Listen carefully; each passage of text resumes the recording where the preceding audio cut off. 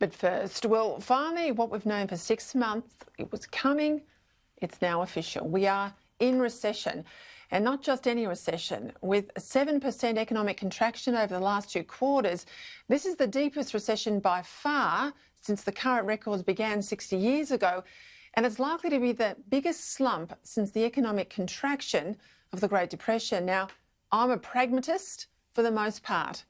This is what it is. But I also belong to that part of the population that was an adult when the last recession hit. I was 2 years into my law degree with no reasonable prospect of a job anytime soon after I finished it, and scratched around for whatever casual work I could get, given Mum and Dad didn't have much money to spare, trying to run a small business, hit hard by interest rates around 17% and the collapse of the state bank in Victoria.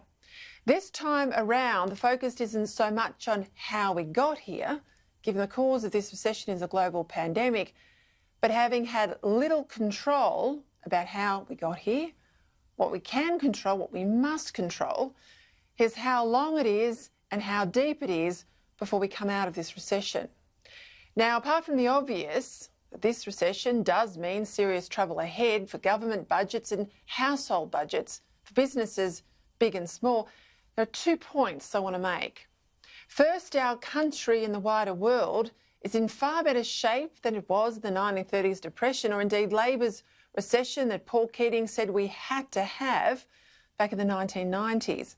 Not only is our material standard of living almost immeasurably higher, but there are far more and better mechanisms in place to shield ordinary Australians from the consequences of any downturn. As a country, we have an extremely sophisticated social security system and a well-developed program of government support. That's what explains the apparent paradox of many people's actual income increasing and company profits actually going up at a time when the economy was contracting sharply.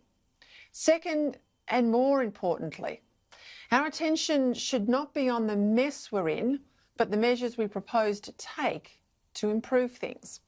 Now, knowing Canberra, let me predict, over the coming months there'll be a lot of talk about yet more government spending to address all the sorts of issues from infrastructure to training.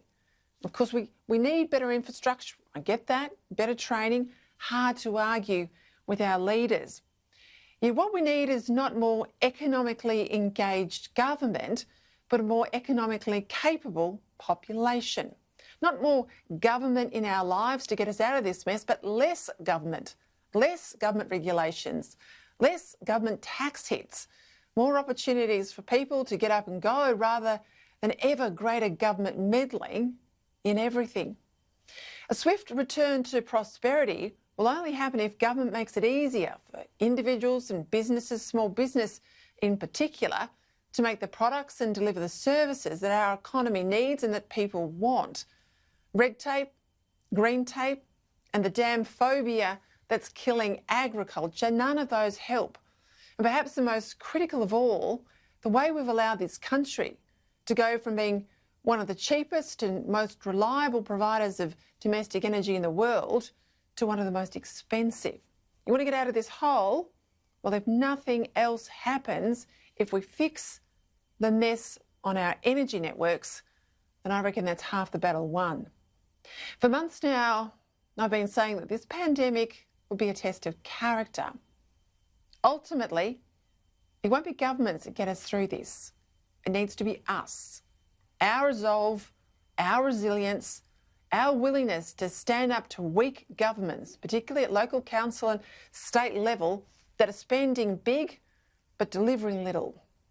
Now, I've no doubt that our country's best days are still ahead of us, but only if we stiffen our spine and draw on the character of those who have gone before us rather than sit in a corner and want to blame someone else.